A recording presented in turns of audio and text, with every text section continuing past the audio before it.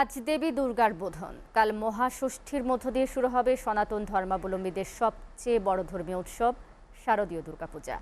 বিজয়া দশমীতে প্রতিমা বিসর্জনের মাধ্যমে শেষ হবে দুর্গোৎসব। প্রতিনিধিদের পাঠানো তথ্যচিত্রে দেখুন একটি ডেস্ক রিপোর্ট। অপেক্ষার পালা প্রায় শেষ। এবার কাসর ও ঢাকের বাদ্যে জমে উঠবে পূজা মণ্ডপগুলি।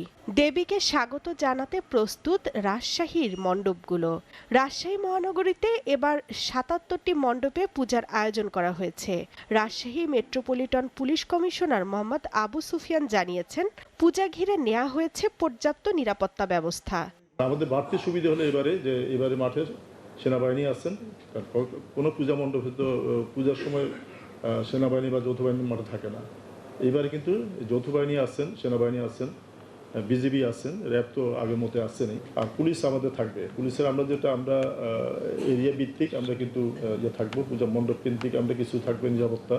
জামালপুরের পূজা মণ্ডপগুলোতে দেবী দুর্গার প্রতিমায় রং তুলি শেষ আঁচড় দিচ্ছেন কারিগররা। আলোকসজ্জা সহ সব কাজ শেষ করেছেন আয়োজকরা। জামালপুরে এবার ১৮৬টি পূজা মণ্ডপে দুর্গাপূজা হবে। বাগেরহাটে মন্দিরে মন্দিরে চলছে শেষ সময়ের কাজ। অনেক মণ্ডপেই শ্বেত পাথর, ঐতিহ্যবাহী পোশাক ও অলংকারে সাজিয়ে তোলা হয়েছে দেবী দুর্গাকে। এবছর জেলা জুড়ে ৬৩৪টি মণ্ডপে দুর্গাপূজা অনুষ্ঠিত হবে।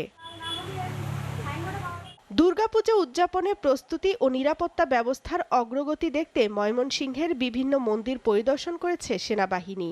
নগরীর দুর্গাবাড়ি মন্দির পরিদর্শনে গিয়ে হিন্দু সম্প্রদায়ের সাথে শুভেচ্ছা বিনিময় করেন সেনাবাহিনীর ৪০৩ battalion group commander colonel Mahmud Hasan.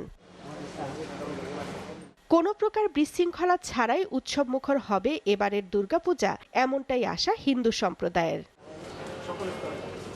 SATV news desk.